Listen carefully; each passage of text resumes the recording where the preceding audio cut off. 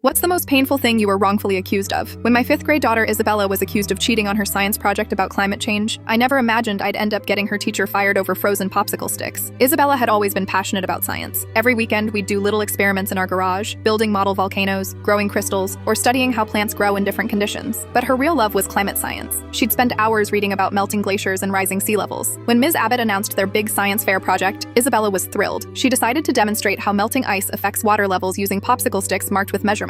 She spent weeks perfecting her experiment, carefully documenting every detail in her purple notebook covered in penguin stickers. The day of the science fair, Isabella was beaming with pride as she set up her display. She had charts showing her data, photos of each stage, and clear explanations of her process. Other kids had basic projects like growing beans or making paper airplanes. Isabella's stood out. Ms. Abbott circled the room, barely glancing at most projects, but she stopped dead at Isabella's display. Her face turned cold as she examined everything. "This is far too advanced for a 5th grader," she announced loudly. "There's no way you did this yourself." Isabella tried explaining her process, but Ms. Abbott cut her off. "I've been teaching for 15 years. I know when a parent does the project." She started dismantling Isabella's display, confiscating her documentation as evidence of cheating. Isabella came home in tears. She was given an F and would have to redo the project with Ms. Abbott watching her every move. But worse than the grade was how Ms. Abbott had humiliated her in front of everyone, calling her a liar and a cheater. I was livid. I emailed Ms. Abbott explaining how Isabella had done everything herself. I even had videos of her working on it. Ms. Abbott's response floored me. "Those videos prove nothing. You clearly staged them after the fact. Isabella will learn that cheating has consequences." The principal, Mr. Grayson, seemed more concerned about avoiding conflict than finding truth. "Ms. Abbott has an excellent record," he said. "Perhaps Isabella misunderstood the assignment." That's when I decided to take action. I remembered Isabella's best friend Hannah had recorded parts of the science fair on her phone for her mom who couldn't attend. I asked to see the footage. The video showed something interesting. While accusing Isabella of cheating, Ms. Abbott had knocked over the container of ice water. The popsicle sticks floating in it clearly showed Isabella's distinctive purple glitter nail polish on the bottom. She had sealed them to prevent water damage. Each stick also had little penguin doodles, Isabella's signature decoration on everything she owned. But in Ms. Abbott's evidence photos, the sticks were clean wood. No nail polish, no penguins. She had switched Isabella's materials with plain popsicle sticks to support her accusation. I took the video and the evidence to the school board. They were disturbed by how thoroughly Ms. Abbott had tried to frame a child for cheating. Further investigation revealed she had a pattern of accusing top-performing students, especially girls, of cheating on science projects. She seemed to target any student who outshined her own limited science knowledge. The school board uncovered more. Ms. Abbott had been faking her credentials. She didn't have the science education degree she claimed. She'd been teaching with falsified documents for years. 2 weeks later, Ms. Abbott was fired. The district hired a real science teacher, Mrs. Winters, who actually had a degree in environmental science. She was amazed by Isabella's project and asked her to present it at the district science fair. Isabella won first place. The local paper ran a story about her project, mentioning how she had been wrongly accused